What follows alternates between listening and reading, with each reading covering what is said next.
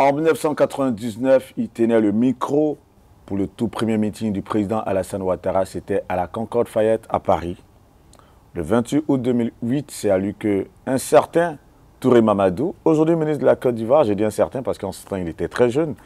Touré Mamadou, aujourd'hui ministre de la Jeunesse en Côte d'Ivoire, c'est un certain 28 août 2008 qui lui remettait une enveloppe manifestant déjà cette folle envie de travailler avec le président Alassane Ouattara. Et je l'ai vu récemment dans une vidéo où le ministre Touré Mamadou disait « J'ai toujours voulu travailler avec le président Alassane Ouattara ». Certainement que c'est passé aussi par notre invité. Il est président du mouvement citoyen Côte d'Ivoire Rassemblée, aussi représentant du ministre Jean-Louis Billon au niveau de la diaspora, coordonnateur général de tous les mouvements bionistes. Notre invité, c'est M. Eloge Bonrou. Avec lui, nous allons passer en revue l'actualité politique ivoirienne, nous intéresser aussi à son parcours, qui a voltigé en toutes les différentes fractions, on va dire, politiques ivoiriennes, passant du RDR et aujourd'hui avec Jean-Louis Billon.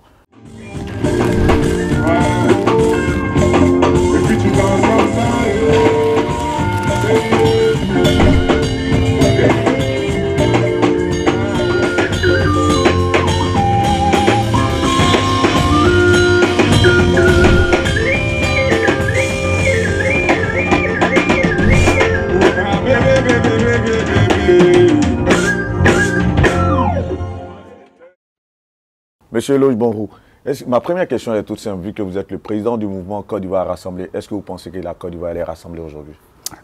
Je tiens d'abord à vous dire merci. Merci pour m'avoir invité sur votre plateau, Monsieur Guillaume Vergès. Si j'ai une réponse claire à vous donner à l'instant T, non, la Côte d'Ivoire n'est pas rassemblée. Elle n'est pas encore rassemblée par rapport à tout ce que nous avons vécu. Tout ce que la Côte d'Ivoire a vécu depuis l'avènement de Ouattara au pouvoir, on a pensé que ce pays allait se réconcilier par rapport au tas, par rapport aux crises que ce pays a vécues. Depuis 1990 à peu près, jusqu'à aujourd'hui, non, la Côte d'Ivoire n'est pas encore rassemblée. Et pourtant, en 1999, je le disais en introduction, vous teniez le micro, vous étiez le présentateur vedette. Lorsque le président Alassane Ouattara tenait son tout premier meeting, où il venait à la rencontre de la diaspora, c'était à l'hôtel Concorde Lafayette. Racontez-nous comment est-ce que vous retrouviez en ce temps-là porteur, présentateur de cet homme dont vous parlez aujourd'hui qui, selon vous, somme toute, n'a pas réussi à rassembler la Côte d'Ivoire. Quelle émotion, quelle émotion. Alors vous me ramenez dans des émotions parce que pendant ces temps, très jeune, et je trouvais en l'occurrence à M. Alassane Dramane Ouattara l'homme providentiel, celui qui pouvait apporter à la Côte d'Ivoire ce développement, ce semblant de réconciliation, cette réconciliation, même pas ce semblant de cette réconciliation dont on avait besoin. Mais on n'en a pas eu. Et pendant ce temps, j'étais vraiment, on peut dire, les jeunes fougueux. Hein. J'étais très fougueux, j'animais des réunions, c'était au moment du RDR, des Jenny Kobenan. J'étais même le plus jeune d'ailleurs dans la troupe qui voulait accompagner Ouattara. Donc, lors de ce meeting, quand on m'a dit « c'est toi aujourd'hui qui devrais prendre le micro pour être le maître des cérémonies », eh bien, ça a été pour moi toute une émotion, toute une joie. Mais ce n'est pas ce que je constate aujourd'hui. Idéologiquement, qu'est-ce que vous avez rapproché autant du président Alassane Ouattara? Parce que j'essaie de restituer les faits. En 1992, il y a la crise en Côte d'Ivoire. Le président Félix Houphouët-Boigny est vers la fin, on va dire, de son régime. Il y a le multipartisme. On voit des formations politiques comme le RPI émerger. Et dans toute cette, on va dire, ambiance multipartiste, vous, déjà, à partir de 94-95, lorsque le PDCI a des scissions et qu'on a l'ère du RDA avec Jenny Kobenan, dont vous avez parlé, avec les Guédé-Guinan et autres, tous ces pères fondateurs de ce mouvement politique, vous, en tant que jeune, vous décidez idéologiquement de vous allier au RDR. Qu'est-ce qui vous avait motivé autant, alors qu'il y avait d'autres idéologies? Alors, je vais vous dire, c'était en 93, je passe brièvement là-dessus. Non, on a tout le temps à vous donner les détails. Je passe brièvement là-dessus. Eh bien, il y avait une réunion, un meeting du PDCI qui se déroulait dans une salle qu'on appelait ABC à Paris. Et puis, jeune, je voudrais comprendre pourquoi est-ce que les gens ils vilipendaient Ouattara. Parce que Ouattara, pendant ce temps, il était vilipendé. Et sachant que Ouattara, en tant que Premier ministre du président Félix il a été déjà Premier ministre en Côte d'Ivoire. Et n'étant plus Premier ministre, c'était les mêmes gens du PDCI qui disaient que Ouattara était ivoirien, ainsi de suite, qui nous ont apporté les cartes d'identité de Ouattara sur toute la presse ivoirienne. Et puis, un matin, Bédia arrive au pouvoir, il nous dit « mais Ouattara n'est pas ivoirien ». Eh bien, moi, j'ai trouvé que c'était une injustice. J'ai dit « non, ça ne peut pas se passer comme ça ». Et je suis allé à une réunion du PDCI, comment on appelle ça, la salle Albessé. Et puis j'arrive là, il y a toute une panoplie de pontes du PDCI dans la salle. Et il y avait des gens du RDA qui se cachaient parce qu'ils rasaient les murs d'ailleurs. Et le RDA n'était pas encore bien formé sur la place de Paris, c'était le PDCI qui était en vogue. Et moi, jeune, je n'étais pas encore militant, hein, je vous dis, hein, je n'étais pas encore militant, j'observais, j'étais un observateur de la vie, je venais d'arriver en France, tout ça. Et puis je me dis, bon ben tiens, pourquoi ne pas aller assister à cette réunion? Donc j'assiste à la réunion. Pendant ce temps, il y avait Mme Danielle Bonin-Claverie, je crois qu'elle devait être ministre de la communication. Il y avait l'ambassadeur Aïdara, qui était vraiment sur le podium, qui parlait de la question de la nationalité, du rejet de la nationalité de Ouattara, qui disait que Ouattara n'était pas ivoirien. Je dis, mais attends, mais c'est quoi? Pourquoi on peut se moquer de la Côte d'Ivoire de telle sorte? Eh bien, je prends le micro, eh bien, je pose une question, et je dis à Madame la ministre, mais dites-moi, Madame la ministre, vous êtes bien ministre en Côte d'Ivoire, votre père, M. Boni, qui est président du Conseil, pendant ce temps, le monsieur, je crois qu'il devait être président de la Cour suprême. Et puis, je dis, mais Madame Danielle Boni, vous êtes ministre. Mais si vos enfants, demain, ils veulent être ministres en Côte d'Ivoire ou président de la République, on va leur dénier le droit d'être ivoirien. Vous ne trouvez pas que ça ne concorde pas ce que vous dites? Puisque le PDCI a adoubé Ouattara en tant qu'Ivoirien. Vous lui avez même attribué la nationalité. Mais comment vous venez nous dire, hein, Ivoirien, que Ouattara n'est pas Ivoirien aujourd'hui? Il ne faut pas dire des trucs comme ça. Au même moment, il y a monsieur l'ambassadeur Aïdara qui voulait renchérir. Et j'ai dit non, monsieur l'ambassadeur, mais vous... Et là, ce jour-là, j'étais vraiment tellement vert. J'ai dit, mais vous n'êtes pas ivoirien d'origine. Mais le président Houphouët-Boigny vous a nommé ambassadeur plénipotentiaire de la République de Côte d'Ivoire en France. Il n'y a pas eu de problème. Et pourquoi vous déniez à Ouattara son ivoirité? Eh bien, tout de suite, l'animateur en son temps, M. Asiakawa, qui me retire le micro, parce que dans la salle, un calme plat. J'ai posé ma question, il n'y a pas eu de réponse. Mais moi, mon objectif, c'était d'attirer leur attention que Ouattara est ivoirien, parce que c'est eux qui nous ont dit que Ouattara est ivoirien. Et c'est le parti au pouvoir. Et c'est à partir de là que... Voilà, c'est à partir de cet instant que j'ai dit, mais tiens, c'est pas possible. Mais je n'avais pas de parti, je ne connaissais rien de ce mouvement. Donc là, vous commencez à vous poser en griffe comme un justicier, voilà. Quelqu'un qui est idéologiquement, quelque part, se rapproche du président Alassane Ouattara, parce que vous dites, OK, il est victime d'une certaine injustice, il faut que moi je le suive. C'est comme ça que... Il faudrait que je me batte pour que cette personne soit réhabilitée quelque part. Et là, je retourne à ma place et je vois effectivement des personnes qui étaient membres de ce RDA en création. Embryonnaire. Ils m'approchent, ils me disent, bonjour monsieur, vous êtes de l'opposition? Je dis, ah non, moi je ne fais pas de la politique. Hein. J'ai répondu comme ça sec. Hein. Je dis, non, je ne fais pas de la politique. Moi, il y a juste une injustice, je dénonce l'injustice, point, un trait. Et c'est ainsi qu'ils me disent, mais écoute, si ça vous dit, vous venez avec nous, nous allons marcher ensemble, nous allons faire chemin ensemble, parce que nous, on est le RDA de Johnny Kobina, ainsi de suite. J'ai dit, OK, il n'y a pas de souci. Quelles sont les personnes qui vous approchent? Il y avait M. Nyezako Gogwa, qui était le secrétaire général en son temps. Il y avait M. Gueibois Edmond, qui était le premier responsable même du RDR, et puis pas mal. Hein. Et moi, j'étais leur jeune, hein, le jeune pousse, celui qu'on... Et c'est là que cette marche commence avec le RDR. On va en parler tout à l'heure, parce que vous restez avec le RDR pendant longtemps tout de même. Mais lorsque des années après, on se retrouve dans ce débat identitaire à nouveau, qu'est-ce que ça vous fait? Qu'est-ce que cela éveille en vous comme commentaire? Au fait, lorsqu'on se retrouve toujours dans... Moi, je suis le genre de personne, vous savez, quand on voyage beaucoup, on ne doit pas rester dans le débat identitaire. Nous allons partir sur des projets. On revient sur le débat identitaire lorsque la personne qu'on suit ne partage plus les mêmes idées, ce qui vous a animé à suivre la personne et à défendre la personne. Donc on viendra dessus peut-être plus tard. Donc aujourd'hui, je vois que... Et pendant ce temps, je vais revenir là-dessus, et en 1993, quand je intervenu sur la scène, mon mot, le dernier mot que j'ai prononcé, je leur ai dit, dans 10 ans, il va y avoir une guerre en Côte d'Ivoire. Ah ouais? Oui. En 1993, déjà, je le disais. J'ai dit, dans 10 ans, si vous ne faites pas attention, parce que vous êtes en train de faire la promotion d'Alassane Dramane Ouattara, le fait de ne pas lui reconnaître la nationalité, le fait de l'interdire éventuellement de se présenter. Vous comprenez? Donc déjà, moi, je prévoyais, j'ai dit, dans 10 ans, ça va être une Côte d'Ivoire un peu, pas vraiment stable. Les mêmes causes produisant les mêmes effets. Est-ce qu'aujourd'hui, parce que tout à l'heure, j'ai voulu faire une sorte d'ellipse si on était dans le domaine cinématographique, mais parce que j'ai voulu faire un parallèle quand même avec ce débat identitaire qu'on a aujourd'hui qui porte à l'index la nationalité du président du PDCI RDA, Tchétchi Thiam.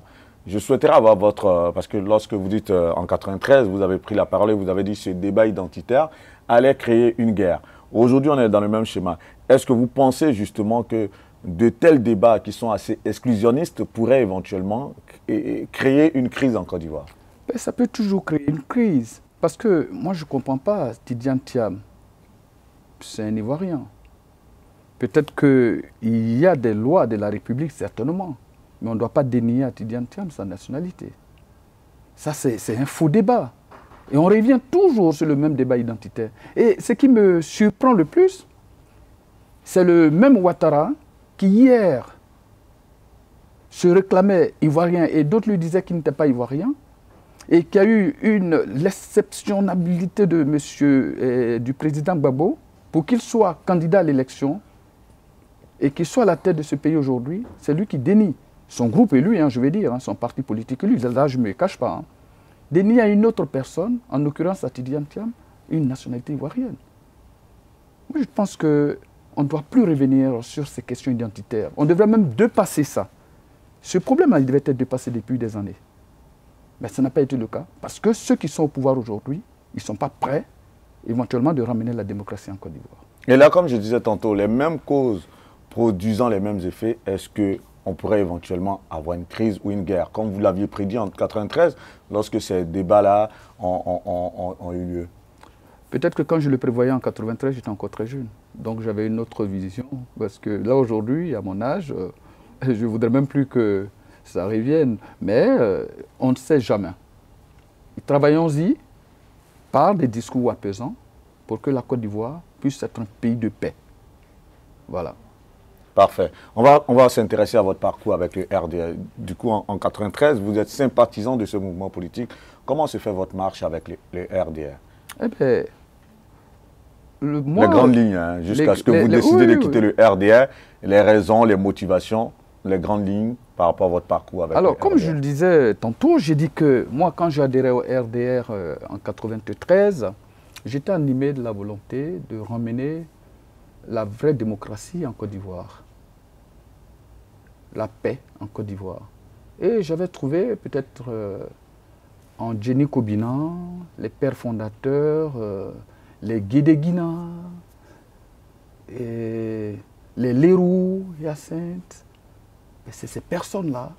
Et aussi Henriette Dagri-Diabaté. La chancelière, oui. La chancelière. J'avais trouvé en ces personnes, effectivement, une capacité de ramener la démocratie, la vraie démocratie en Côte d'Ivoire. Et maintenant, quand on y ajoute M. Alassane Dramane Ouattara, qui était au FMI, on s'est dit, mais quelqu'un déjà qui est à l'extérieur, il a une autre vision de la démocratie qu'on peut inculquer au peuple de Côte d'Ivoire. Et moi, ça m'a permis de me cultiver politiquement au sein de ce parti. Et aller poser des actes. Et ces actes-là, c'était de dire que laisser Ouattara se présenter à l'élection présidentielle. Mais moi, je suis quelqu'un, je vis pacifiquement. Pour moi, la politique, c'est l'art de l'échange. J'échange avec mon interlocuteur, nous ne sommes pas d'accord, mais on va s'entendre sur des points. Mais si on ne s'entend pas, on va revenir demain sur la table. C'est clair que c'est de la pluralité des opinions qu'on s'enrichit forcément, oui. Voilà. Mais je ne peux pas accepter qu'un camp s'approprie le droit de brimer un autre camp. Parce qu'ils sont au pouvoir. Et c'est ça. Donc ça fait que j'ai commencé à un moment donné à me retirer. Et vous savez que moi, je le dis, je suis de la région de l'Ouest. Moi, quand j'animais les réunions du RDR, je sentais qu'au sein de ce parti, il y avait beaucoup de tribalisme. À l'arrivée de Ouattara, hein, je vous dis. Hein, à l'arrivée de Ouattara, il y avait beaucoup de tribalisme. Parce que pour eux, nos frères du Nord, je le dis sans me cacher, pour eux, ils se sont appropriés le RDR, le Rassemblement comment on appelle ça, des Républicains. J'ai dit non. Et ça a été ma bataille au sein de ce parti. Je me suis toujours battu pour qu'il y ait une démocratie au sein de ce parti. Que ce soit un parti implanté dans toute la Côte d'Ivoire. Et moi, j'étais un peu la référence. Parce que je vous signale que ce n'est pas pour me gosiller ou bien pour faire plaire à l'opinion. J'étais en dehors de M. Gueibo Edmond, duquel je parle, et M. Eloge Bonrou, moi, là présent, on était les deux ouais au sein de ce parti. En dehors de notre doyen Leroux, Yacinthe, qui est membre fondateur du RDR. Mais ici, sur la place de Paris, sur la place de la France, nous étions les deux ouais. D'ailleurs, nos frères nous disaient, ben, écoutez, vous allez là-bas dans ce parti-là, vous allez vous faire manger. Vous allez vous faire manger. Mais on a tenu. Mais le résultat, ce n'est pas ce qu'on espérait. Parfait. On ne va pas faire le procès du RDR sur le plateau, mais c'est à quel moment vous décidez de quitter le RDR et pourquoi? Mais bien avant, je reviens encore sur ma question, les faits saillants, parce que c'est clair que 93-95, il y a le boycott avec le flanc républicain, avec le FPI. Oui.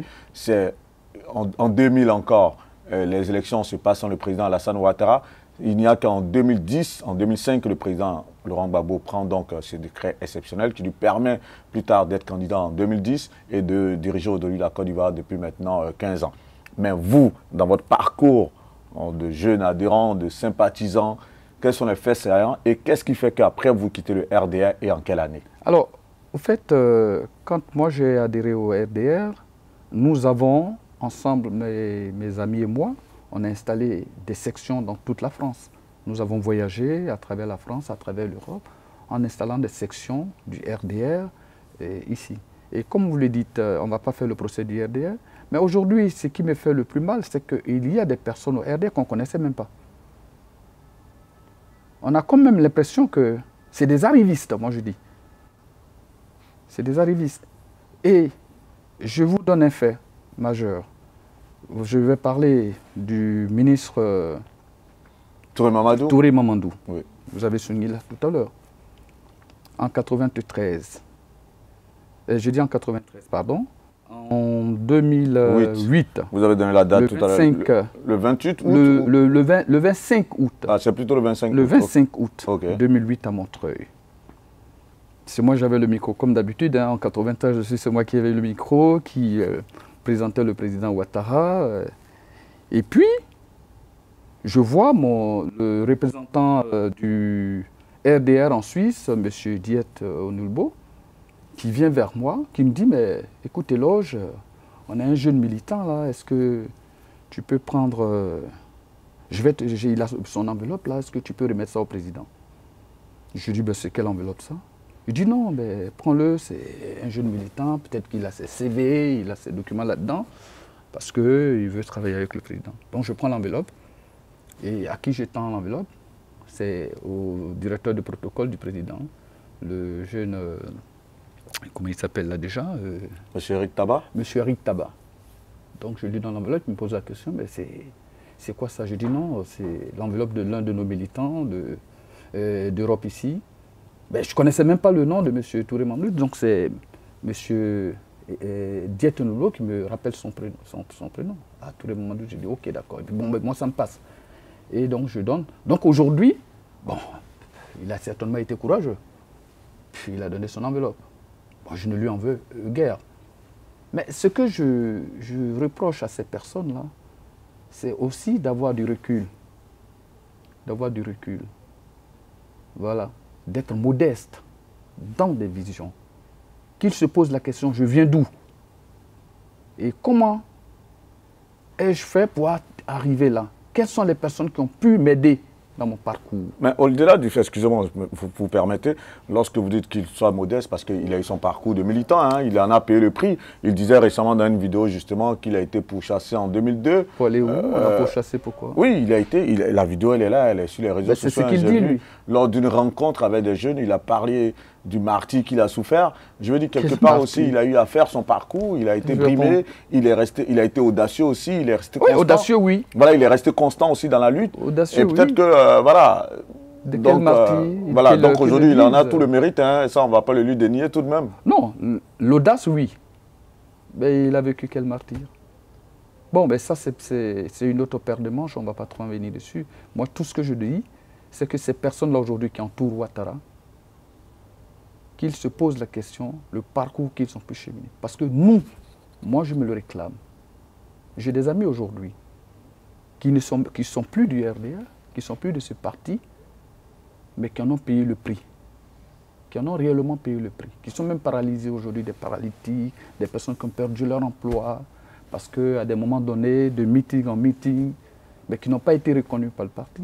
Le parti aujourd'hui a décoré des personnes qu'on n'a jamais vues, moi je vous dis. Je prends l'exemple de la plupart des ministres aujourd'hui, des personnes qui ont tout, ils sont audacieux, il n'y a pas de souci. Peut-être que moi, je n'ai pas cette audace. Et là, c'est pour ça que je reviens à dire que moi, je ne marche pas avec des personnes. Étant, je vous ai dit tout à l'heure que je suis de la région de l'Ouest. Arrive la guerre, la crise. Ok, de 2002. Voilà, la crise arrive. Et vous savez, quand vous avez envie de poser des actes, il faut penser aussi à ceux qui vous accompagnent. Ben moi, je suis ouais. J'étais le seul, ouais. Et je vois que mes parents sont martyrisés. Vous pensez que je peux rester dans un groupe comme ça?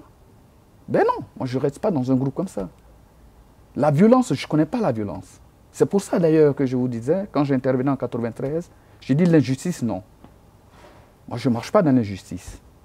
Je suis un homme pacifique. Donc vous partez du RDA à quel instant alors du coup? Eh bien, à cet instant-là, je sors du RDR. Je suis sorti du RDR, si je me rappelle bien, à partir de 2008, on fait le congrès de Montreuil. Et en 2009, voilà, 2009, moi je suis parti de... Mais pourquoi vous dites que déjà les germes de votre départ ont eu pour point focal la crise de 2002? Parce qu'après 2002 déjà, oui. 2002 déjà, au fond, après 2002, c'était, on disait, ben, c'est un coup d'État, bon, il n'y avait pas assez de grabuge, tout ça.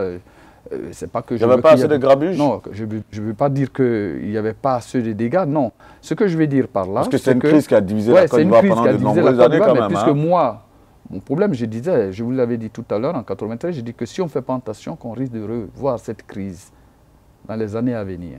Et la crise arrive. Ben, toujours ma bataille, je la menais pour qu'on n'ait pas encore cette crise, qu'on puisse se réunir. Effectivement, c'est pour ça qu'il y a eu les accords, les différents accords de Ouaga, de Lomé à Ouaga, de Ouaga à Pretoria, et ainsi de suite. Jusqu'à ce que Ouattara soit aujourd'hui, qu'il soit candidat et qu'il soit devenu président. Donc moi, à partir de cet instant, je dis mon combat, il est terminé. Quand on reconnaît un Ouattara qui peut être candidat, moi, mon combat, il est terminé. Mais après, il y a eu des tueries par la suite.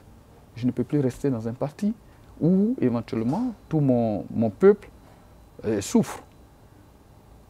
C'est ainsi que je me retire du RDR, j'envoie ma lettre de démission à M.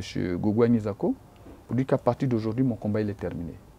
Ouattara, il a été M. Laurent Gbagbo qui est président de la République après les accords de Pretoria, le dernier accord de Pretoria et de Ouaga. J'ai envoyé ma lettre où lorsque M. Laurent Gbagbo a envoyé la lettre, du moins il a signé le décret pour que Ouattara soit candidat, moi j'ai envoyé ma lettre aussi à M. Nizako pour dire que moi, ma mission elle est terminée. Je démissionne de mes fonctions du RDR, je me mets à disposition du peuple. Et ça, vous le faites en quelle année? Parce que je veux bien comprendre aussi la chronologie des faits. Ben, je disais que si j'ai bonne mémoire, je dis c'est lorsque le président Laurent Gbagbo, je pas... Parce que là, c'était en 2005.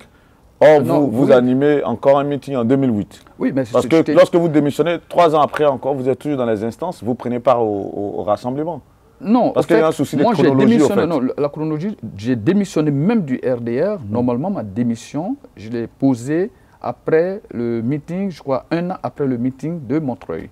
Donc c'est en 2009. En 2009, c'est ce que je vous Voilà, avais dit. donc c'est en 2009. Parce que si c'est le décret, lui, je sais le décret, oui, mais quand le décret... L'article 48, ça c'était en 2005. C'est ce que je disais. Donc en 2009, c'est en 2009. Et là, vous dites, comme vous dites que c'est parti des massacres. Est-ce qu'en 2009, il y avait déjà eu des massacres? Je pense les massacres... Non, les massacres dans ma région, ça c'est... En 2010, 2010-2011, voilà. 2011, 2010-2011. Donc moi, je n'étais plus RD. Ok. Ah non, mais vous dites que c'est parce qu'il y a eu ces massacres, justement, que vous imputiez en griffe aussi au RDA quelque part, qui a fait que vous êtes parti. Oui, mais il y avait quand même de la violence. Ok. Oui, il y avait de la violence. Il y avait de la violence. Et même au sein même du parti, il y avait déjà de la violence. Donc moi, je ne pouvais pas rester dans ce truc. Moi, j'ai dit mon combat. Lorsque Ouattara, après la conférence de Montreuil, et 1 année plus tard, moi, mon combat, il était terminé. Parfait. Lorsque vous partez du RDA, vous rejoignez quelle formation politique dont vous vous sentez... Je ne rejoins aucune formation politique. Ok. C'est à ce titre-là, je suis resté là pour gérer mes affaires aussi, parce qu'il fallait gérer ses affaires, il fallait vivre. Hein. Donc, j'étais dans la gestion de je gérais déjà mes affaires, hein. Ça, il faut le dire. Hein. Malgré que je militais au sein du RDR France, au sein du RHDP, et tout ça, parce qu'après, le RDR s'est transformé au RHDP et tout ça, avec le PDCI, tout ça. Donc, mais je gérais mes affaires, donc je me suis consacré plus à mon activité professionnelle. Malheureusement, vous êtes parti au moment où le parti prend le pouvoir, en 2011. Ouais. Et voilà, bien évidemment, on va dire toutes les luttes ont leurs bénéficiaires et aussi ont des perdants. Vous vous retrouvez aujourd'hui dans le camp des perdants. Est-ce qu'en tant que perdant aujourd'hui, cela ne vous rend pas en griffe? En tant que perdant en griffe, hein, parce que quelque part vous êtes parti par rapport à vos convictions, je l'entends bien, mais est-ce que cela ne vous rend pas tout de même un peu amer? Ah non, je suis amer par la façon dont la politique elle est faite. Mais sinon, je suis heureux de ne pas participer à la mascarade. Voilà. Je suis en paix avec moi-même. Je suis en paix avec le peuple. Le peuple de Côte d'Ivoire qui ne me connaît pas, moi, aujourd'hui, je leur dis que je suis en paix avec eux. Ceux qui veulent la vraie démocratie. Mon regret, je peux dire ici, il y avait un regret pour moi, c'est que les causes que j'ai défendues en son temps, ce n'est pas ce que je vois aujourd'hui. Voilà. Ce que vous voyez aujourd'hui, c'est l'actualité ivoirienne et on va s'intéresser à ça parce qu'il y a tellement de choses qui foisonnent par rapport à cette actualité politique. Elle part de pas mal de choses. Mais bien avant qu'on décortique encore cette actualité, tout de même, j'ai dit tout à l'heure, vous êtes représentant du mouvement Jean-Louis Billon. Comment ça se fait, on va dire, ce rapprochement avec le ministre Jean-Louis Billon également? D'abord, je vous dis que le ministre Jean-Louis Billon, il est courageux. Vous savez, c'est un monsieur très courageux. C'est un monsieur qui a ses affaires, qui emploie au moins le premier employeur privé de Côte d'Ivoire, et je peux même dire de l'Afrique de l'Ouest, qui est homme politique. Vous savez, la compatibilité de ce genre de situation, c'est très compliqué dans des pays africains et qui gère ses affaires. Et où je trouve son courage, ce qui m'a permis même de le suivre, c'est qu'il a tout ça et il a voulu faire de la politique pour changer le bien-être des Ivoiriens. Pourquoi? Parce qu'il pouvait rester avec le parti au pouvoir pour juste développer encore plus son activité. Mais cette personne a préféré aller dans l'opposition, en l'occurrence aller au PDCI. Pour dire non, moi, j'ai mes convictions, c'est vrai, j'ai mes entreprises et mes actes peuvent impacter de façon négative sur les entreprises que je dirige. Mais il a fait fi de tout ça. Moi, j'appelle ça un courage. Et il fait des propositions aux Ivoiriens que moi, je suis capable de vous sortir de la situation dans laquelle nous sommes. Ben, moi, M. Bonrou, quand j'ai vu ça, j'ai dit, ben, voici une personne qui peut nous apporter le bonheur. Est-ce que je me trompe encore? Parce qu'on va se poser la question. La dernière fois, c'était Ouattara. Aujourd'hui, ça va être Billon. Est-ce que ça va pas être la même rengaine? Je vous concède, si vous permettez, le courage de M. Jean-Louis Billon, mais est-ce que avoir le courage aujourd'hui de la part du ministre Jean-Louis Billon, c'est porter aujourd'hui le tocsin au parti dont il est issu, en faisant, en suscitant des crises internes, c'est ça être courageux? Non, je parlais de courage, même dans le cadre de la politique en général.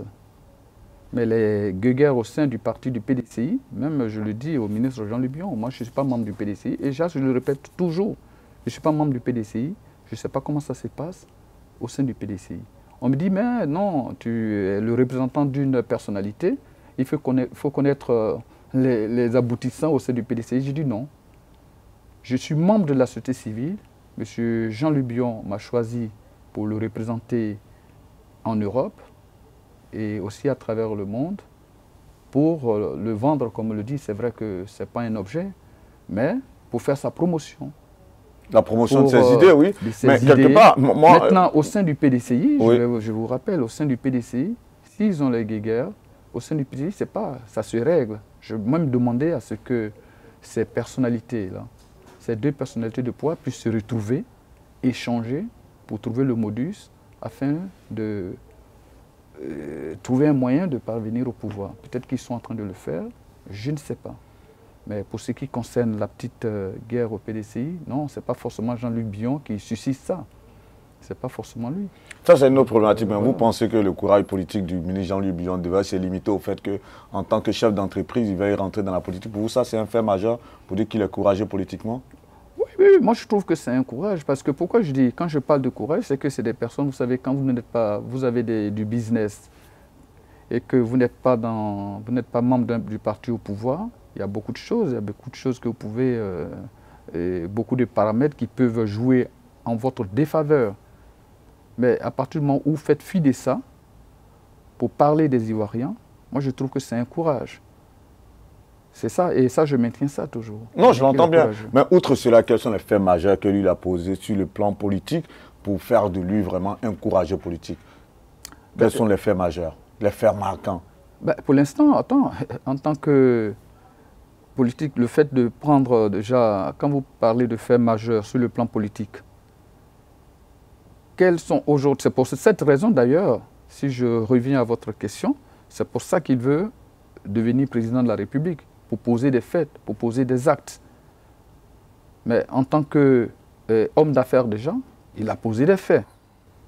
Quand je vous disais tout à l'heure que ces entreprises, elles sont en général l'une des premières entreprises déjà qui emploient le maximum des Ivoiriens, qui donnent du travail, qui donnent à manger aux Ivoiriens, c'est déjà important. C'est des faits majeurs. Donc si tu veux le transcrire maintenant dans la République, pourquoi ne pas soutenir la personne? C'est des faits majeurs. Je l'entends, mais... pas forcément des faits majeurs politiques qui vont amener une personne à dire bon, mais qu'il est meilleur ou pas. On a vu des gens qui sont venus nous dire que politiquement ils sont bien et puis le lendemain qu'ils changent. Parfait. Je l'entends, mais lorsqu'on voit aujourd'hui sa démarche, forcément, et ça saute à l'œil de millions d'Ivoiriens, on pourra me contredire, mais c'est un peu, sa démarche est un peu aujourd'hui comme celle d'un sparring partner qui va, quelque part, adouber le président Alassane Ouattara, comme Kakabe a pu le faire, si éventuellement tous les candidats qui sont éliminés aujourd'hui le restent au soir de la date limite de dépôt des candidatures. Est-ce qu'il n'est pas dans cette démarche-là, quelque part? Est-ce que ce n'est pas ce qui saute à l'œil réellement?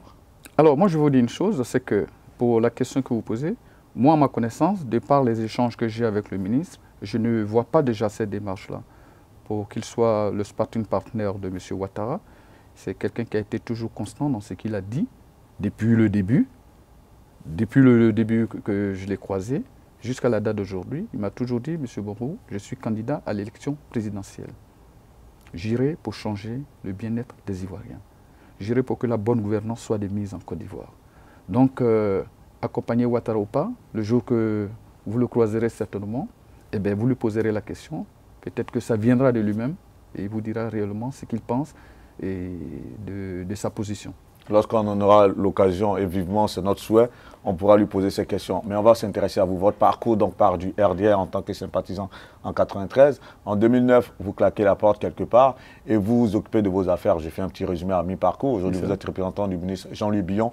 On voit aujourd'hui justement l'actualité politique en Côte d'Ivoire qui, somme toute, est très délétère.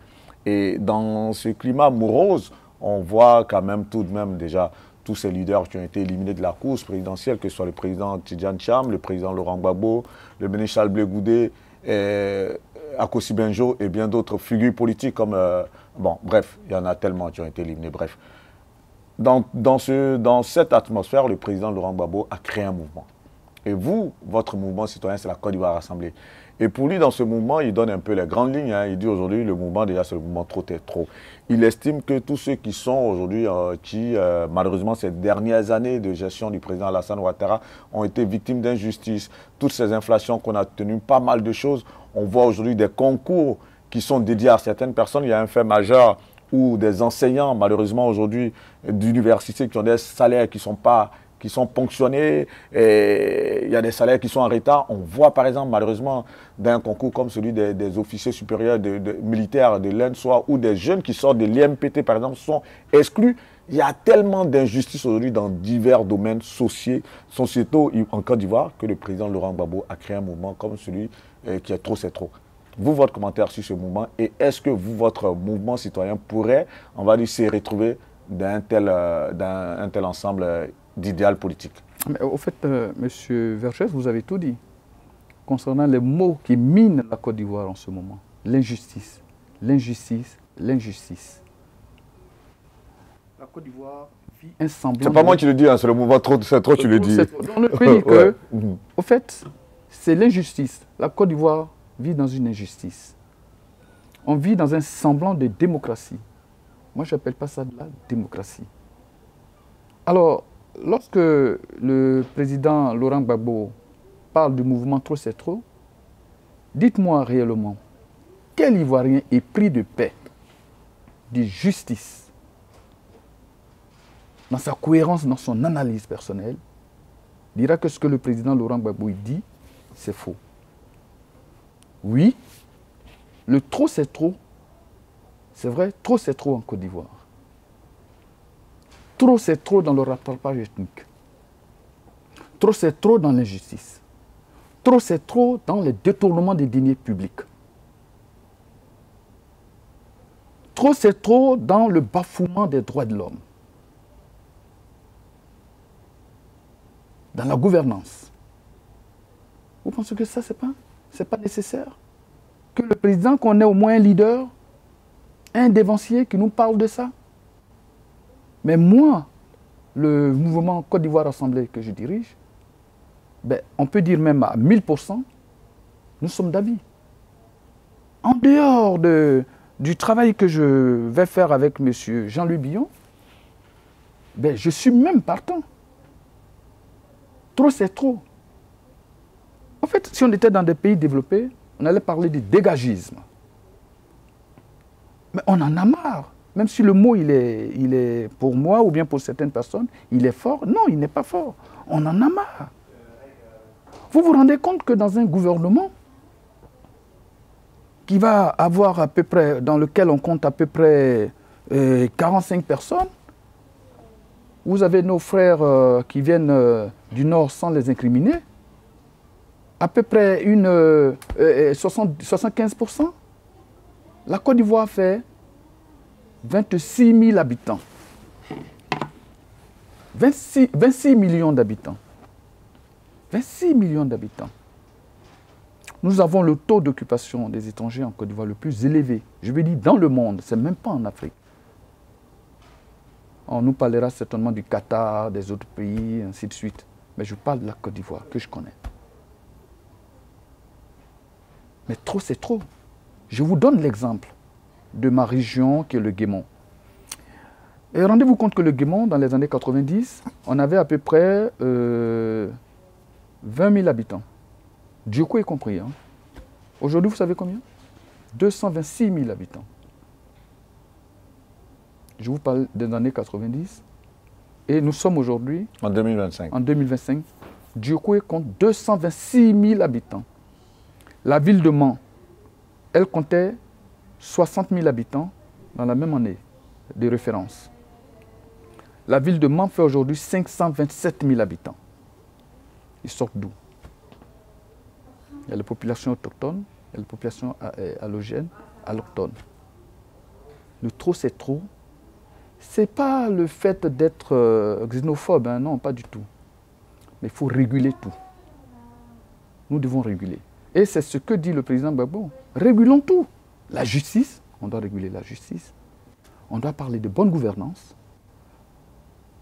Les détournements, on doit les arrêter. C'est vrai que, bon, on n'arrête pas les détournements comme ça tout de suite quand on arrive. C'est vrai. Mais c'est trop en Côte d'Ivoire. Parlons simplement du budget du président de la République. Vous trouvez normal qu'un président de la République s'octroie un budget de souveraineté de 348 milliards de francs CFA? Et je le dénonce à chaque fois. 348 milliards depuis près de 10 ans. Ça fait 3440 milliards. En comparaison, dans le cadre du développement, on peut construire des universités, des centres de santé, des hôpitaux, donner du travail à tout le monde, aux jeunes. Mais une seule personne s'approprie ça, sans compter le budget de la présidence. Trop, c'est trop. Et quand on aborde ce sujet, c'est tout un pincement au cœur. Ça fait mal. Et on est le premier pays le plus endetté. Mais cette dette a servi à quoi? Je suis en train de vous développer. Je suis en train de développer le trop c'est trop. C'est pour ça que je vous suis. Je suis en train de développer le trop c'est trop. Voilà, vous êtes là pour ça. Hein. Le détournement. Voilà, pour vous exprimer. Comprenez un pays comme la Côte d'Ivoire, on n'a qu'un seul aéroport international. Vous prenez le cas du Cameroun, ils ont 2 aéroports internationaux. Si vous voulez rentrer dans les comparatifs avec les différents domaines, dans les divers domaines, que ce soit au Cameroun ou au Côte d'Ivoire, on vous dira que la Côte d'Ivoire est beaucoup plus développée que le Cameroun. Non, mais c'est ceux qui veulent. Voilà. C'est ceux qui veulent le dire, M. Vergès. Parce que là, vous voulez, si vous rentrez dans certains secteurs... Non, mais moi, je rentre parce que je donne... En fait, je vous ai donné le détail. Je vous ai dit qu'en Côte d'Ivoire, un pays qui se réclame à l'avant-garde du développement, il n'y a qu'un seul aéroport international. Il n'y a pas de hub aéroportuaire. Il n'y a pas de hub aéroportuaire. Il le faut. Mais comment les gens font? Moi, ma région du Guémon, il n'y a pas de bitume. Nous sommes la 3e région productrice sur le plan agricole. Il n'y a pas de route. C'est pas trop ça? En tant que le président, il a 348 milliards. Et nos hommes politiques là-bas, ils sont heureux. Ceux qui militent avec Ouattara, ils sont heureux, pour eux, c'est tout béni. Eh bien, ils acceptent le processus. Et justement, c'est trop. Selon vous, l'issue, ce sera laquelle? Donc, je n'ai pas fini. Là, c'est ça. Ah bon, allez-y, hein, si vous n'avez pas encore fini de... Mais non, mais allez-y. Non, allez-y, mais sinon, pour moi, ce que je vous demandais, simplement, l'issue de ce moment, c'est trop, selon vous, ce sera quoi? Vous avez parlé tout à l'heure de dégagisme. Est-ce que... Voilà, c'est ça, en fait. Il faut s'unir. Mais sinon, vous pouvez toujours continuer à adresser votre tableau du trop, c'est trop. Non, mais c'est bon. Mais moi, je dis que les Ivoiriens auront compris ce que j'ai dit. Il faut s'unir. Il faut qu'on soit une force. Et vous pensez que le fait que le président Alassane Ouattara va partir, ça va régler tous ces problèmes? Vous pensez que c'est la solution? Je pense. Moi, je vous le dis. Cash, je pense. Cash. Que le président Ouattara parte, vous pensez que tous les problèmes de la Côte d'Ivoire sont résolus? Quand il arrivait aussi, parce que quand Ouattara arrive, les partisans de Ouattara, ils pensaient que la Côte d'Ivoire était dans une forêt. Hein. Ils le disent aujourd'hui. Ils disent que grâce à Ouattara, il y a les routes. Parce que quand ils arrivaient, il n'y avait pas d'université. Grâce à Ouattara, il y a des universités. Grâce à Ouattara, il y a des hôpitaux. On les compte tous, les hôpitaux. Les gens rigolent souvent. Non, je vous pose encore la question, est-ce que vous pensez que son départ sera la solution? Que Ouattara parte. Et vous voyez qui prédestiné, on va dire, au destin de la Côte d'Ivoire? Moi, si vous me posez la question, je suis le représentant des Bions. Je vous dis tout de suite pour rigoler, ben c'est Bion, moi. Bon, c'est clair. C'est ce que je dis. Mais je veux dire que le mouvement trop, c'est trop. Quand on rentre dans le mouvement trop, c'est trop, déjà, essayons de nous battre pour les bouter hors compétition. Voilà. Forcément, c'est lui qui a bouté tout le monde hors compétition. Hein. Qui ça? C'est le président Alassane Ouattara qui a bouté tous les grands leaders politiques hors compétition. Oui, mais il s'est allié au PDCI, il ne l'a pas fait seul. Comment ça? Il n'a pas fait seul. Non, quand je vous dis, je vous parle de l'actualité. Ah, vous parlez aujourd'hui, quand je parle, il a bouté hors compétition tous les leaders politiques. C'est que ni Tidjane Thiam, ni Laurent Gbagbo, ni quelques leaders majeurs ne sont sur la liste. C'est du trafic d'influence. Moi, j'appelle ça du trafic d'influence. Ce n'est pas respecter la Constitution. Et vous êtes au courant que là, récemment, il n'y a même pas une plainte, mais il y a une demande qui a été déposée par un jeune Ivoirien auprès de la Cour constitutionnelle. Ousmane Camara, oui. Est-ce que Ouattara, il a abandonné sa nationalité burkinabé? Lui, qui autant qui est prompt à parler de loi, qui retire, du moins, qui ne reconnaît pas pour l'instant à notre chère Tidiane le droit de ne pas compétir.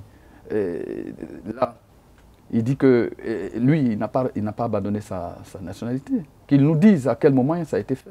Mais ça, c'est un bon sujet. C'est même l'un des meilleurs sujets, moi, je le dis. Alors, donc, à ce titre-là, que Ouattara, moi, je dis aux partisans de Ouattara, vous n'êtes pas bien, pour le dire en langage un peu relâché, mais ils ne sont pas bien.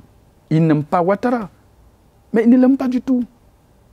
Lorsqu'on voit ce tableau sombre aujourd'hui de la Côte d'Ivoire, est-ce que vous pensez que la Côte d'Ivoire va s'en sortir? Eh bien, ça va être difficile. Ça va être très difficile. Déjà avec la dette, il faudrait déjà qu'on arrive à... Non, lorsque je dis est-ce que la Côte d'Ivoire va s'en sortir, parce que ce débat en un point fini avec ces exclusions, avec ceci, cela. On se demande aujourd'hui, dans 4 mois, dans 5 mois, dans 6 mois, qu'est-ce qui va se passer en Côte d'Ivoire? Est-ce que la Côte d'Ivoire pourrait s'en sortir sans égratignure, sans crise? Est-ce que vous pensez que la Côte d'Ivoire va s'en sortir? Alors, à cette question, je suis dubitatif. Ça va être difficile. Mais il faudrait que l'opposition, que les Ivoiriens dans leur entièreté, comprennent que c'est notre pays, c'est le seul pays qu'on a. On doit se mettre ensemble. Même au sein du RHDP aujourd'hui, il y a des personnes aujourd'hui qui bouillonnent. Mais on ne le dit pas, qui bouillonnent. Qui veulent qu'il y ait la transparence. Donc, que l'opposition s'unisse. Qu'ils viennent de partout, qu'on s'unisse. L'opposition, la société civile, qu'on s'unisse. Qu'on parle d'une seule voix. Et puis, bon, mais qu'on essaie de voir effectivement qu'est-ce qu'on propose à la Côte d'Ivoire. C'est possible, mais ça va être compliqué. Ça va être difficile. Ça va prendre du temps, mais de façon progressive, on y arrivera. Vous avez parlé tout à l'heure de la requête de M. Ousmane Camara auprès du Conseil constitutionnel pour savoir si le président Alassane Ouattara a eu à se défaire de sa nationalité burkinabé. Vous aussi, vous êtes dans une autre requête qui est celle de faire signer une pétition pour sanctionner des magistrats qui seraient coupables de ne pas bien appliquer la loi en Côte d'Ivoire. Est-ce que vous pouvez nous parler de cette pétition? Écoutez, cette requête-là, déjà, on a recueilli. J'étais parti sur la base de 1500 signateurs, mais aujourd'hui, la requête recueille à peu près 12 000 signatures. 12 000 signatures. C'est pour vous dire que l'importance de la justice dans le processus de développement d'un pays. Et vous pensez que cette action aura quel écho? Ça peut porter à l'avenir. On l'a sous le coude. Et à qui de droit, on va transmettre ces signatures pour voir si le changement peut s'opérer. Mais le changement, le développement d'un pays, je l'ai toujours dit, c'est la justice. Quand il y a la justice, un pays peut se développer. Quand vous, en tant que justiciable, si vous savez que vos droits ne sont pas bafoués, vous avez la possibilité de faire ce que vous faites, en respectant les institutions et en respectant la justice. En Côte d'Ivoire, on n'a pas de justice. En Côte d'Ivoire, on n'a pas de justice. Vous le dites, la justice, le droit est dit parce que je vous connais, ou bien je le dis contre vous parce que vous n'êtes pas de mon camp. C'est ce qui arrive.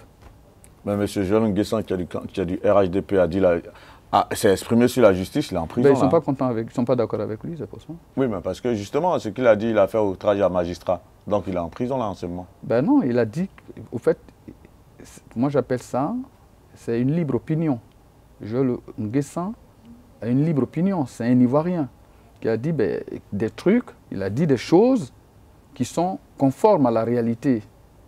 Il n'a pas indexé directement les magistrats. Il n'a pas indexé directement les magistrats. Il a dit qu'il y a des trucs qui se passent.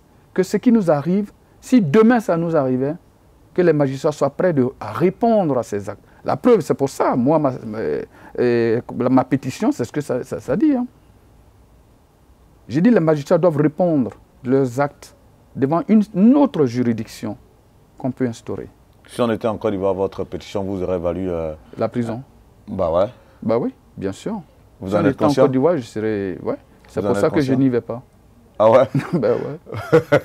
Vous n'avez pas le courage politique d'affronter vos opinions? Non, ce n'est pas que je n'ai pas le courage politique. Mais vous savez aussi, il faut tenir compte de sa vie aussi. Vivant, vous combattez mieux. Si vous mourrez, vos idées meurent avec vous. Le président Gbagbo l'a dit. Voilà, le président Gbagbo, le jour qu'ils sont venus l'arrêter, il dit qu'il n'a pas envie de mourir. Pourquoi il a dit? Je n'ai pas envie de mourir parce que j'ai encore d'autres combats devant moi. C'est important la vie. C'est important. Parce que ceux qui sont au pouvoir, eux, ce n'est pas leur problème, ça. La preuve, il y a notre jeune frère qui a fui la Côte d'Ivoire, en catimini, Bogassako. Gervais, oui. Qui est parti de la Côte d'Ivoire. Et comment il s'appelle, leur propre partisan, il a été arrêté. Joël Nguessan, duquel vous venez de parler. Et puis il y en a d'autres qui sont passés, qui sont partis aujourd'hui, qui ne vivent plus. Ils sont pas mal, hein. Vous les connaissez, on ne va pas les citer ici, qui sont de ce camp, qui à un moment donné voulu dire un peu ou bien avoir une idée contraire dans l'État pour lequel ils travaillent. Donc les autres ne disent rien. Ils attendent juste que la situation se décante. Et puis, ils reviendront un jour nous dire, ah vous savez, nous on était là-bas, nous on était des espions pour vous. Hein. C'est ce qu'ils vont dire un jour. Vous savez, quand le pouvoir change, il y a des gens qui reviennent pour dire, nous on était là-bas, c'est nous qui vous donnons les informations, vous ne saviez pas. Mais c'est faux, ils ne donnaient pas des informations parce qu'au fond, ils défendaient leurs intérêts. C'est pour ça que je dis que ceux qui entourent Ouattara aujourd'hui, ils ne sont pas bien. Ils ne sont pas bien. C'est pour leurs intérêts. Sinon, Ouattara, il a envie de se reposer. Il a envie de se reposer. Il a envie de vaquer à sa Vous pensez intimement, parce qu'il s'est annoncé que d'ici le 15 juillet, il devait pouvoir se prononcer pour dire s'il est candidat ou pas. Non, d'ici le 15 juillet. Ah oui, c'est ce qu'il se dit. Selon un article qui est paru, il devrait pouvoir se prononcer d'ici le 15 juillet. Est-ce que vous pensez justement qu'il va se présenter ou pas? Oh ben moi, je demanderais, si, en tant qu'Ivoirien, je demanderais à Ouattara de chercher à se reposer, de chercher à profiter du temps qui lui reste, de voyager. Au fait, ce que je demanderais aussi aux Ivoiriens, même aux nouveaux arrivants ou bien aux nouvelles personnes qui vont prendre le pouvoir, pas de chasse aux sorcières. Mais n'empêche que les audits doivent être réalisés. Voilà. Il n'y a pas de chasse aux sorcières, mais il faut une audit en Côte d'Ivoire. C'est important. Ouais. On a vu l'audit de la dette publique au Sénégal a démontré que la dette qu'a laissé le président Macky Sall est au-delà de... Au-delà, et le FMI ne peut même pas débloquer les sous. Parce qu'il faut rembourser déjà les dettes. Il faut rembourser une partie des dettes. Si votre dette représente à peu près les 3/4 de votre PIB, ça va être compliqué. Hein. Mais nous, en Côte d'Ivoire, ce qui est intéressant, c'est qu'on a les moyens. Vous savez pourquoi les gens sont en Côte d'Ivoire? Parce que la Côte d'Ivoire est riche. Elle est riche. On a tout. On a le café, on a le cacao, on a l'EVA, on a le palmier à huile, on a l'ananas, on a les mangues, on a tout. Ça s'exporte. On a du fer, on a de l'or. Donc tout ça, ça peut être revu sur le plan économique. Mais il faut une bonne gouvernance, c'est tout. Il faut une bonne gouvernance. Et qui va mener cette gouvernance? Il faut une bonne gouvernance. Moi, je dirais que certainement, sans me dérober, je dirais certainement mon candidat. Mais, n'empêche, on a besoin d'une personne en Côte d'Ivoire pour changer les mentalités. Pour changer les mentalités, c'est important. Ce changement de mentalité, selon vous, même si vous avez un candidat sous le coude, chez le président, chez le ministre Jean-Louis Billon, est-ce que ce changement ne pourrait pas aussi s'incarner en d'autres leaders, par exemple, comme le président Tidjane Thiam? Bien sûr. Moi, je n'ai rien contre Tidjane Thiam. Même le ministre Jean-Louis Billon n'a rien contre Tidjane Thiam. Hein. Il n'a rien contre lui. Et il a toujours dit, ben, écoutez, ils sont de la même maison. Le seul problème, ils n'ont qu'à s'asseoir, ils n'ont qu'à parler. Ils peuvent trouver, comment on appelle ça, un moyen. Qu'ils parlent. Vous allez voir, si ces deux parlent, ou bien même toute la classe politique ivoirienne se met ensemble pour parler, pour décider d'une chose, ben, ce pouvoir, il est tout de suite voué à l'échec. Vous parlez justement d'une même voix. On voit toutes les coalitions, tous les fronts qui se mettent en place. Le front commun entre le PPACI et le PDCI, la CAP Côte d'Ivoire avec le PDCI, le COGEP, MGC, tous ces mouvements. Un commentaire, M. Eloy Bongo. Bon, en fin de compte, vous savez, les coalitions dans ce sens-là, bon, c'est pas mauvais. Hein. S'il faut se réunir pour parler du devenir de votre pays, du devenir des Ivoiriens, c'est pas mauvais. Mais qu'est-ce que chacun apporte? Et quelles sont les ambitions de chaque? Parce que vous savez que quand les gens se réunissent, chacun vient avec son ambition, mais qui ne déclare pas à l'instant. C'est quand arrive l'heure du partage du gâteau que chacun dit, ben moi je suis venu hier avec ça, et ben moi je veux ce gâteau-là, il faut se gâter, et ça fait des palabres. Mais dans un premier temps, l'objectif, c'est de faire partie, le RHDP, du pouvoir. Advienne ce qui pourra. Faire partie, le RHDP, du pouvoir. Parce que le trop, c'est ça la signification. On en a marre. Madame Simone Eivie Gbagbo l'a dit il y a quelques jours, où elle disait, c'est vrai, il peut y avoir des milliers de coalitions. Le tout, c'est qu'au final, l'opposition sera rassemblée. Est-ce que vous croyez en une union véritable de l'opposition une fois que toutes les questions qui sont soulevées, justement par la plupart de ces coalitions, c'est d'y avoir une CI libre, une CI avec des règles démocratiques, on va dire, inclusives du moins, avec tout ce qui est les histoires de parrainage aujourd'hui où on voit quand même des failles. Bref, est-ce que vous pensez qu'on aura cette opposition unie qui pourra, selon vous, après avoir créé un climat véritable pour aller aux élections, pourra éventuellement faire face, on va dire, au RHDP, qui éventuellement pourrait présenter comme le président Alassane Ouattara comme candidat? Est-ce que vous pensez que cette union sera... Pour être sincère avec vous, si on part avec cette CI-là, avec Alassane Dramane Ouattara comme candidat, il ne faut même pas espérer quelque chose. Non, déjà c'est le combat. Voilà. C'est le combat que toutes les coalitions sont en train de mener. Voilà. Déjà qu'il y ait des élections inclusives et que les règles de la CI soient changées et que ce soit vraiment on va dire une commission indépendante, vraiment indépendante, pas avec M. Koulibaly Kubert à sa tête, que les règles soient modifiées et que ce soit des règles encore inclusives, que des règles comme celle du parrainage, que ces règles dont M. Vincent Aubirier a fait la démonstration à maintes reprises, que ces parrainages soient extirpés des règles et qu'on ait des règles vraiment inclusives, justement. C'est clair que ça, c'est le combat d'abord à mener en avant-garde. Et je vous ai dit tout à l'heure, toutes les coalitions sont d'accord là-dessus. Mais une fois tous ces combats menés, que vous pensez que si on a cette union-là au sein de l'opposition, elle pourra venir à bout du candidat du RHDP? Elle peut venir à bout, je vous dis tout de suite qu'elle peut venir à bout de Ouattara. Si la CEI, elle est extirpée effectivement de toutes les tares qui existent, avec à sa tête une personne indépendante, réelle. Et même moi je vous dis, quand on parle de CEI, commission électorale indépendante. Qu'est-ce que vous appelez une commission? Qu'est-ce que les Ivoiriens ou bien les tenants du pouvoir appellent commission électorale indépendante, dans laquelle se trouvent des partis politiques? Chacun défend sa chapelle. Ce n'est pas une commission électorale indépendante. C'est eux-mêmes qui l'ont voulu comme ça. Mais si on revient aux fondamentaux, on confie même l'élection au ministère de l'Intérieur, tout ça, sachant que le ministère de l'Intérieur, ça fait partie du gouvernement. Mais dans le temps, on sait que le ministère de l'Intérieur fait partie du gouvernement, mais il y a des partis d'opposition qui ont eu à gagner des postes de députés.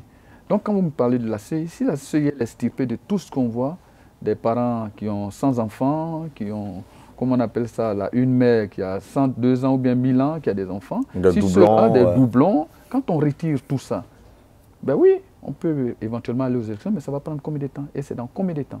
Je vais vous donner un exemple. Vous savez, Ouattara, il a été élu avec combien de pourcentage? Ouattara, sa légitimité, il la tire aujourd'hui d'où?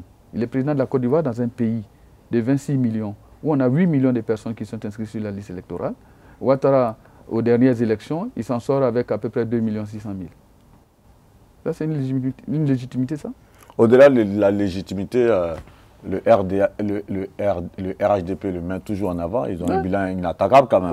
Ouais, mais qu'est-ce que vous appelez en tant que journaliste? C'est eux qui disent. Ils ont un bilan, oui, mais eux ils disent. C'est le RHDP qui parle de bilan inattaquable. Oui, c'est ce que je dis. Le RHDP, ils ont moi, je ne suis pas là en tant que porte-voix d'un quelconque parti, mais le RHDP parle de son bilan qui est inattaquable. Et ça se voit avec toutes les réalisations du président Alassane Ouattara. Le bilan est inattaquable. Quand on considère que Abidjan, c'est la Côte d'Ivoire. Quand on considère qu'Abidjan, c'est la Côte d'Ivoire, moi, je dis le bilan est attaquable. Parce qu'Abidjan, ce n'est pas la Côte d'Ivoire. Ce n'est pas construire des immeubles de 64 étages qui font le développement. L'immeuble de 64 étages, ça sert à quoi, franchement? Quand on va construire un train urbain qu'on appelle le métro, où les Coréens sont venus avec, comment on appelle ça, le projet, à peu près à je crois, 250 millions. 250 millions d'euros. Aujourd'hui, ce projet, il a 1 milliard 200 millions d'euros. Et c'est un train urbain. Il y avait déjà les rails. On vient nous poser sur des rails, des rames, et on nous dit qu'il fait 1 milliard 200 millions, et on signe le contrat avec Bouygues. Mais est-ce que... Au fait, il m'arrive souvent de me poser la question, on est dans quel état? Hein? Et on me parle des projets inattaquables. De bilan inattaquable. Pardon, des bilans inattaquables. Ben moi, ce bilan-là, moi, je veux quelqu'un du RHDP qui s'asseye devant moi pour qu'on parle d'économie. Je ne suis pas économiste, hein, mais on va parler d'économie. Ce bilan, il est attaquable. Parce qu'il considère Abidjan comme la Côte d'Ivoire. Moi, dans ma région, il n'y a pas d'usine. Il n'y a pas d'industrie. Il n'y a rien. Mais quand on est en Europe, là, les industries, il y en a partout. Hein. Vous pouvez rester ici, dans cette région, sans avoir à bouger, aller à Paris. Parce que vous avez tout là. Mais pourquoi les gens ils font de l'exode rural dans nos pays? C'est parce qu'ils n'en ont pas. Ils n'ont pas de cinéma. Il n'y a pas de cinéma en Côte d'Ivoire, vous savez ça, sur le plan culturel. Il n'y a pas. Aujourd'hui, nos jeunes, ils s'abreuvent de petite musique. Parce que tous les jeunes aujourd'hui, leur objectif, c'est quoi? C'est le buzz, pour passer à la télé. Il fait ça, il passe à la télé, il a 10 000 vues, il a un peu de sous, il devient une star. Mais on ne vit pas de ça. On doit vivre d'un développement thématique. C'est important, il faut vivre du développement thématique. Il faut permettre aux populations de vivre. Il faut permettre à la femme qui va se soigner à l'hôpital de se soigner. Elle n'a pas besoin qu'on lui intime l'homme d'aller acheter des gants pour venir accoucher, parce qu'elle va mourir. Au jeune enfant qui va à l'école de manger à sa faim 3 fois par jour pour qu'il soit intelligent. Créer des pôles universitaires où les gens pourront aller étudier. Mais ça, c'est important, c'est ça qu'on appelle le développement. On a le bilan inattaquable. Vous allez construire des ponts le lendemain, le bitume, il part. Le pont, il s'écroule. Non, il n'y a pas encore eu de pont qui oui, mais le bitume, oui, mais bon, il ne va pas s'écrouler, mais il va s'écrouler. Le bitume, vous savez, le bitume, il fait, comment on appelle ça? Le bitume, il est bien construit, hein, quand même. Ah, il est bien construit. Il y a eu de très bonnes études en amont d'abord. Oui, mais moi, on a eu des études en amont pour le bitume. Hein. Il y a des études en amont.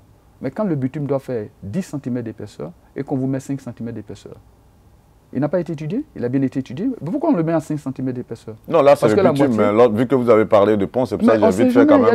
Il y a des ponts qui s'écroulent. La dernière fois, l'échange... Non, mais en Côte d'Ivoire, on n'est pas encore arrivé à ce niveau, bien heureusement. Et voilà, on croise les doigts que cela n'arrive pas. Ils sont immergés par l'eau. Quand il y a l'eau de ruissellement, il y a les crues, on voit des ponts qui sont immergés. Voilà.